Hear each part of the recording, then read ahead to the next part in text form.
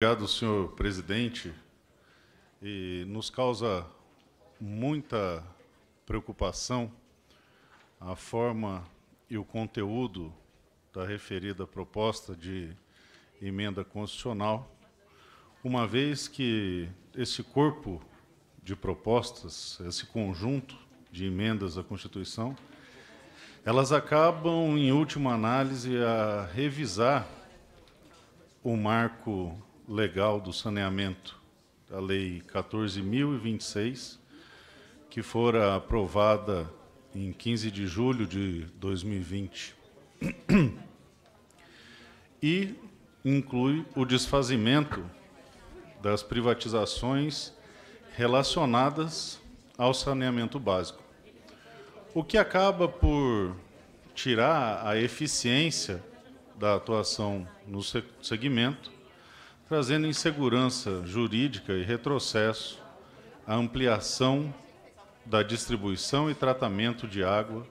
que foram alcançados pela gestão do governo do presidente Bolsonaro. A questão do saneamento é algo fundamental para o nosso país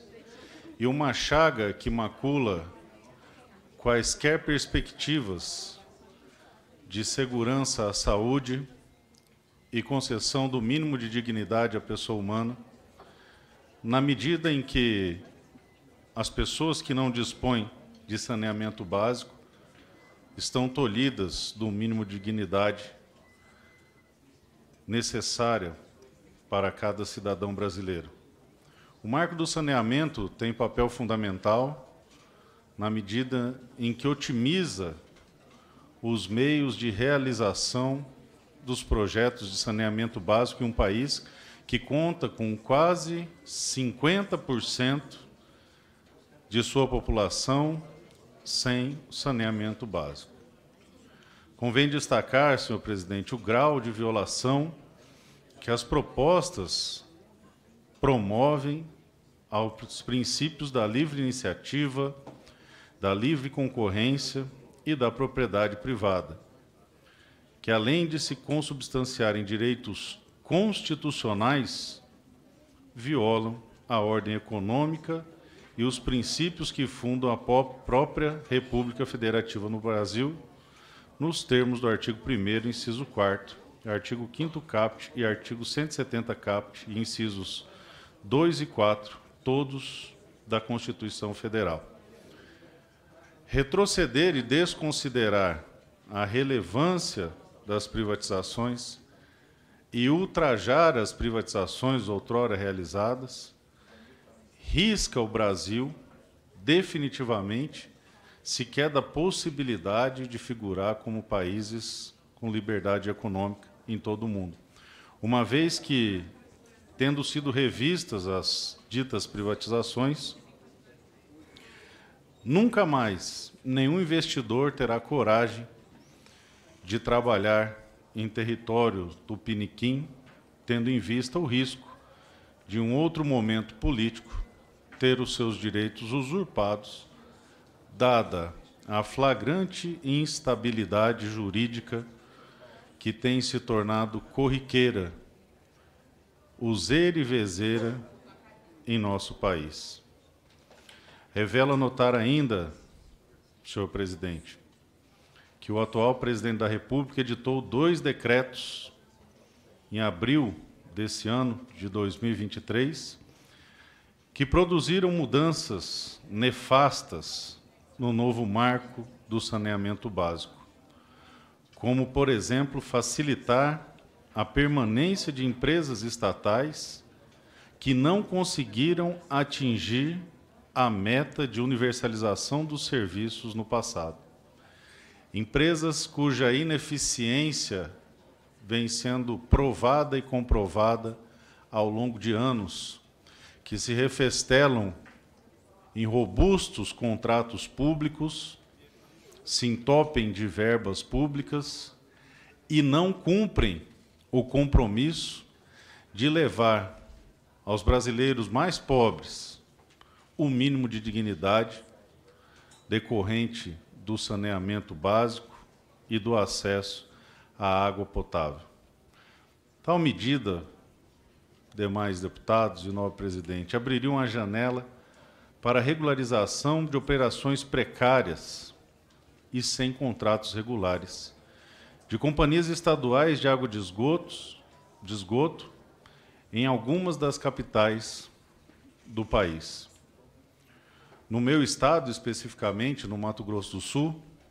nós vivemos anos com um déficit gravíssimo de saneamento e já há muitos anos atrás operou-se a constituição de uma empresa privada de saneamento que vem adimplindo o seu mistério e levando água e esgoto a praticamente toda a população de Campo Grande, que é a capital do Mato Grosso do Sul. Hoje, nós contamos, em nossa capital, com índices superiores, muito superiores à da média nacional, de saneamento e água potável. O que demonstra que o marco do saneamento vem a dar a toda a população brasileira a possibilidade de que esse item fundamental, a saúde e a dignidade da pessoa humana, seja tratado com responsabilidade e com o cuidado necessário, e todas as pessoas merecem de acesso ao saneamento básico e água potável. Não é crível que o Brasil, um país detentor de um infindável número de riquezas e recursos naturais, que se destaca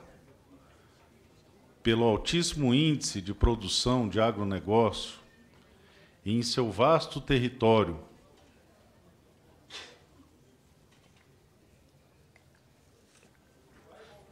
com inúmeras pontes e eficiências em diversos níveis, durma ainda com a vergonha de que boa parte da população brasileira não tem acesso ao saneamento básico, ao mínimo que se espera, que é a água tratada, que por via transversa acaba por reduzir os custos com a saúde pública, uma vez que boa parte das doenças que acometem a população de baixa renda decorrem da falta de saneamento e água tratada. O marco do saneamento é uma resposta válida e eficaz para o fim dessa vergonha, que é a ausência desses elementos básicos para boa parte da população brasileira. Os partidos de oposição foram contrários e propuseram um PDL para sustar os dois referidos decretos, gerando, com essa ação, um recuo do governo. O PDL 98 de 23 chegou a ser pautado para votação no plenário do Senado, mas acabou saindo da discussão após a costura de um acordo governo e oposição. O Planalto recuou em alguns pontos importantes, como a possibilidade de prestação direta, sem licitação, e é importante repisar isso aqui, dos serviços de saneamento em regiões metropolitanas ou microrregiões, questão que também está sendo discutida no Supremo Tribunal Federal. Remanesce, entretanto, o alargamento do prazo para que as empresas de saneamento apresentem comprovação de capacidade econômico-financeira para realizar investimentos bilionários no setor. Em 31 de dezembro de 2023, originariamente, havia a obrigação de demonstrar essa capacidade econômico-financeira até o fim de 2021. 7 companhias estaduais, no Norte e no Nordeste, nem sequer enviaram a documentação necessária à ANA.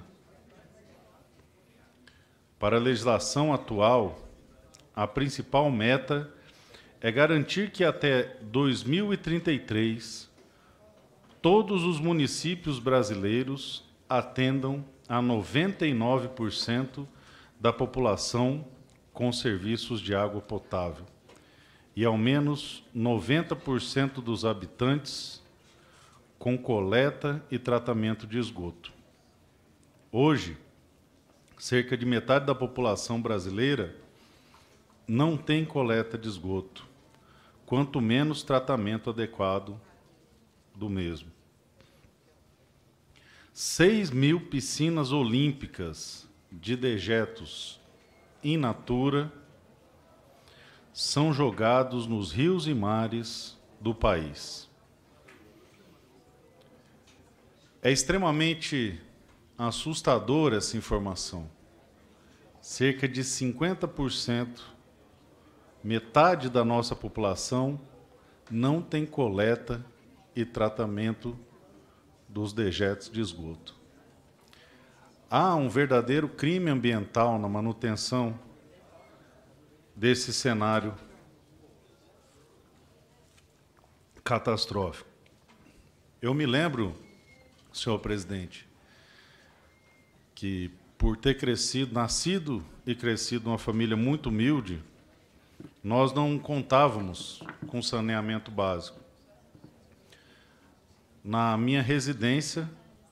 havia a construção de buracos, onde se fazia uma espécie de fossa, onde os dejetos eram ali jogados sem qualquer perspectiva de tratamento. E isso se repetia em praticamente a maioria dos bairros da minha cidade. Além disso, esse cenário era corriqueiro na maior parte dos municípios do meu estado. Daí a fundamental importância, uma vez que esse quadro também afeta os mananciais e os lençóis que estão no subsolo, havendo, portanto, uma contaminação grave da água potável depositada nos lençóis freáticos do país. É da minha recordação, presidente, que o meu avô, pai da minha mãe, que trabalhava em uma borracharia, na ocasião não contava sequer com a fossa séptica. Os dejetos eles eram despejados ao ar livre, tirando qualquer perspectiva de dignidade das pessoas daquela região. Como esperar que um cidadão que convive às margens do esgoto a céu aberto, ora despejado nas ruas, outrora nos córregos e rios, possa minimamente se preocupar com a construção de uma vida digna e correta? O que esperar de uma pessoa que convive com esse nível de desrespeito por parte da estrutura estatal, vivendo de forma degradante e em condições subhumanas? O marco do saneamento foi concebido principalmente para que esse cenário atroz e dantesco chegasse a um fim definitivamente no nosso